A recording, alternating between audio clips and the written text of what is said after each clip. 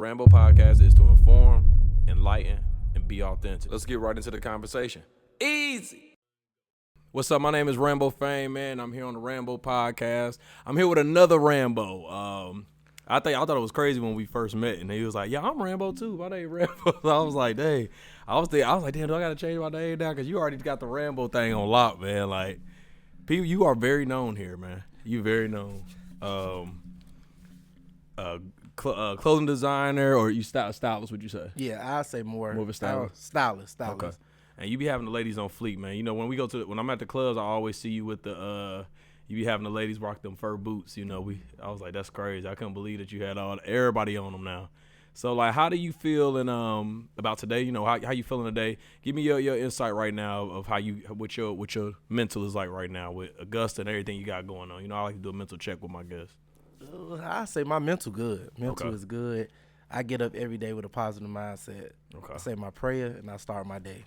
That's every day. Yeah. Okay. Now I see you've been going kind of viral on the TikTok. Like, what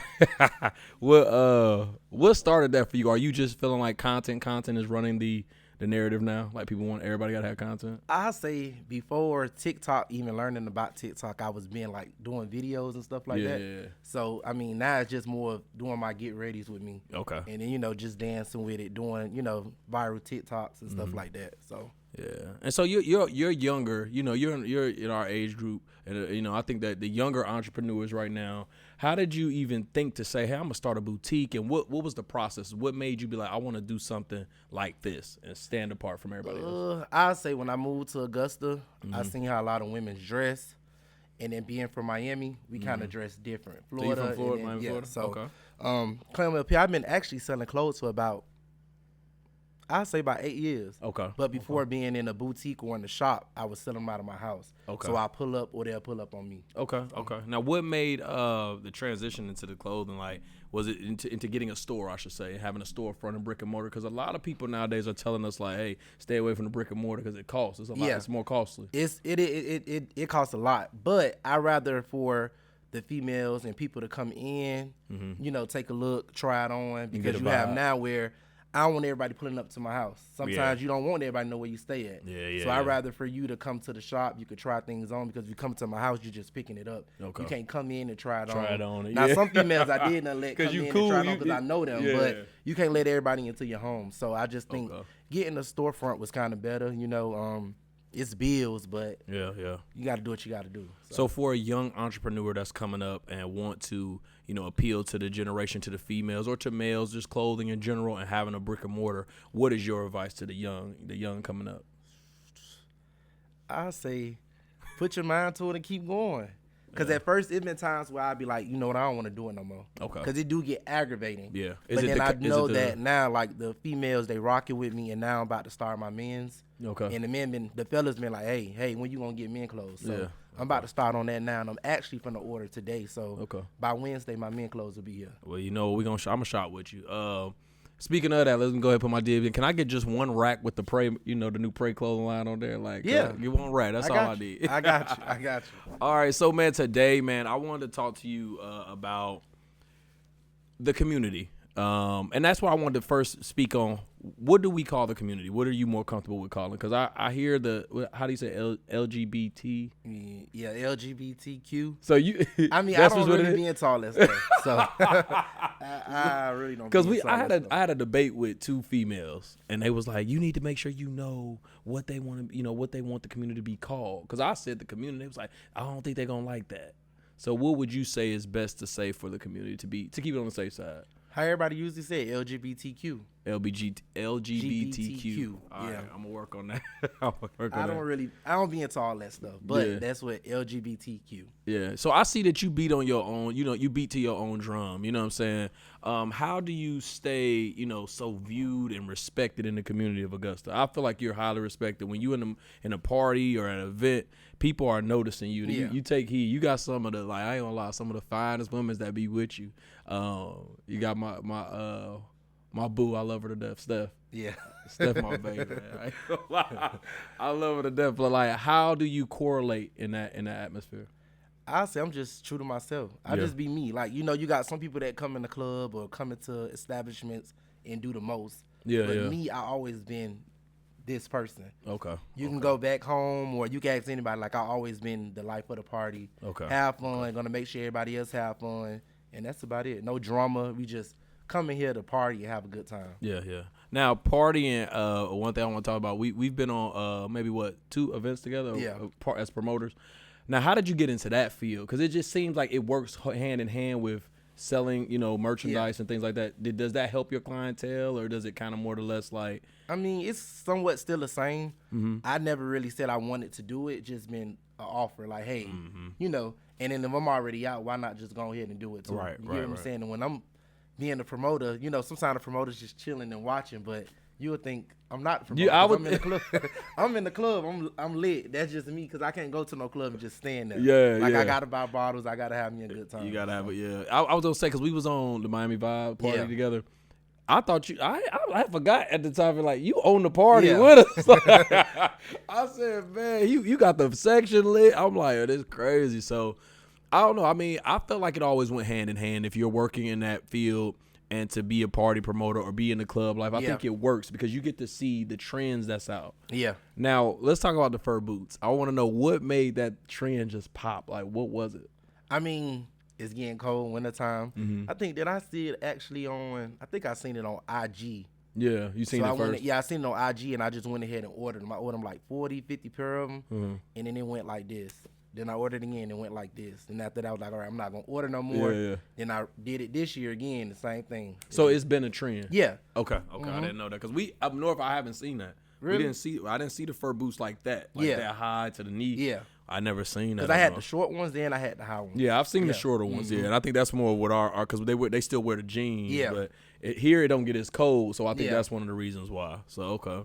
But, yeah, I was shocked because I was like, man, when I had seen you post them one time, I said, they about to go buy them up. I already knew then they was going to buy them up, man. It was crazy.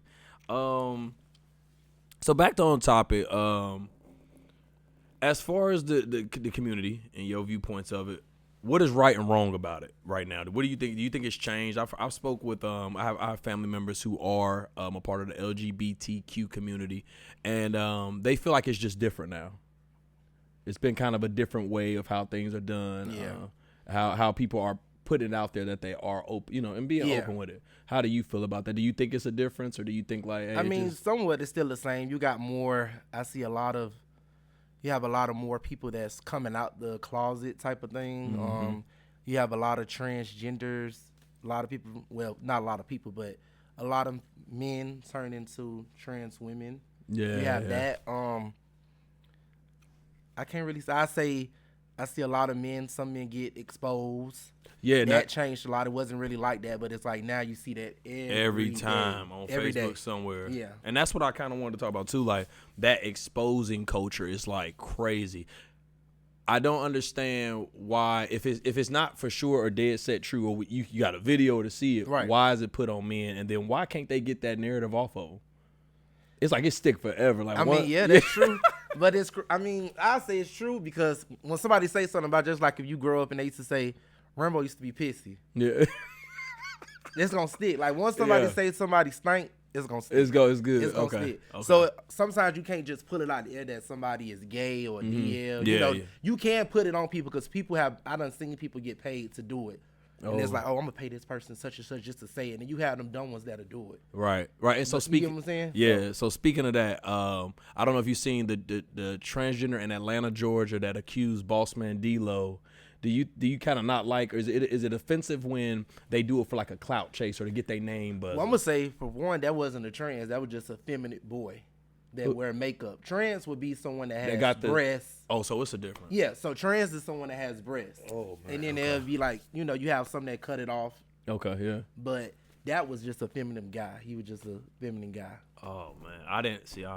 Yeah, it's a lot to learn. It's like a lot, yeah. It's a lot to learn. Damn, okay. It'd be a lot. So do you feel like those situations, like for clout, do you think that work, or when they accuse a man of that, do you feel like that's right or wrong to get? I say it's wrong because if someone have that bond with you, that relationship, let that be between y'all. If you get mad that person don't want to give you no money or they don't want to talk to you, put yourself in that predicament, because that's like That's like a married couple. You're dealing with a married woman or a married man dealing with this girl. You get what I'm saying? So it's like, I'm married. Yeah. You can't call me at this time of night. We can't do this. We can't do that. Now all of a sudden you're mad because he won't answer the phone for you or he won't give you no money.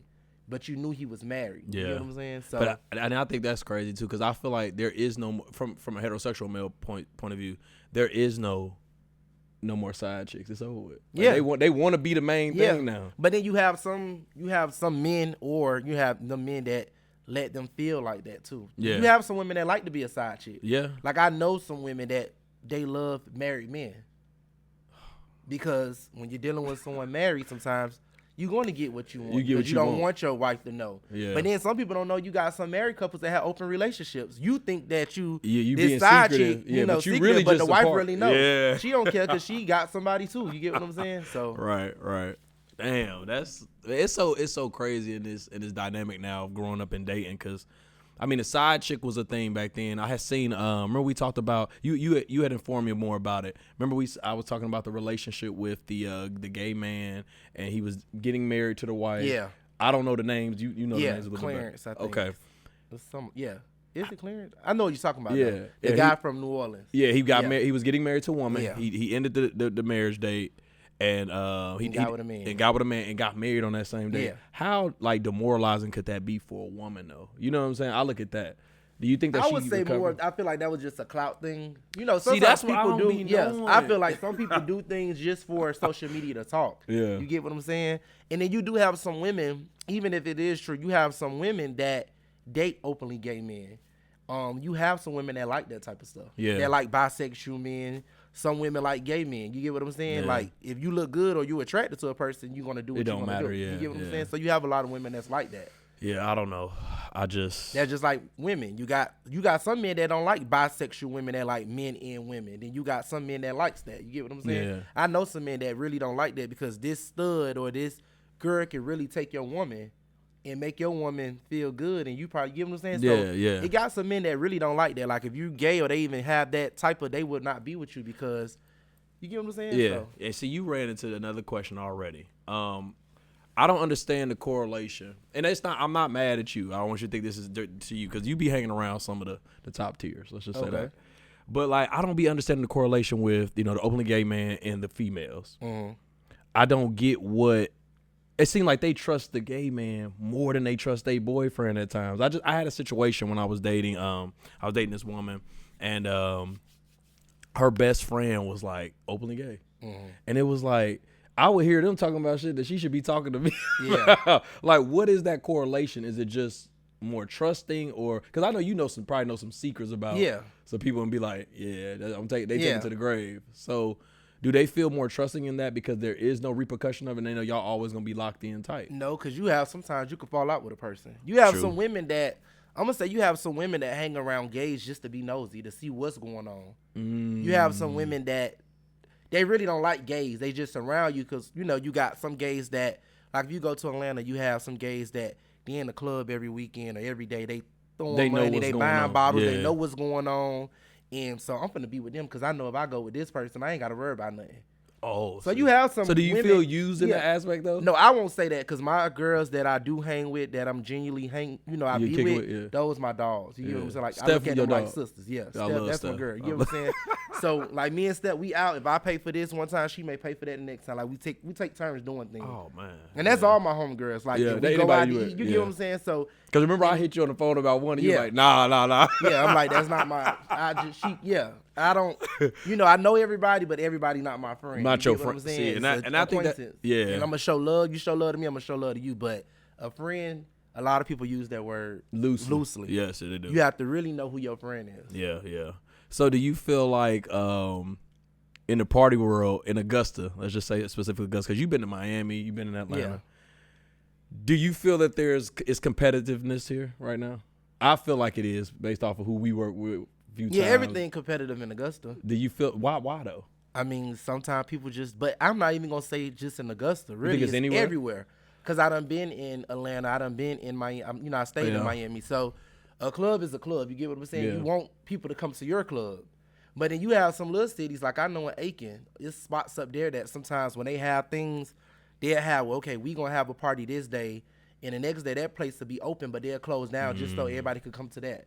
So you have that's respect. Yeah, that's how we do it in Ohio. That's like that. Yeah, some people have things like that. If it's a small little city town, but like if you're in Miami, it's so much different stuff to do. But y'all got more abundance of people. That's what I'm saying. Yeah. So I feel like in Augusta we shouldn't go, compete too much because we don't have a lot of going out people. Right.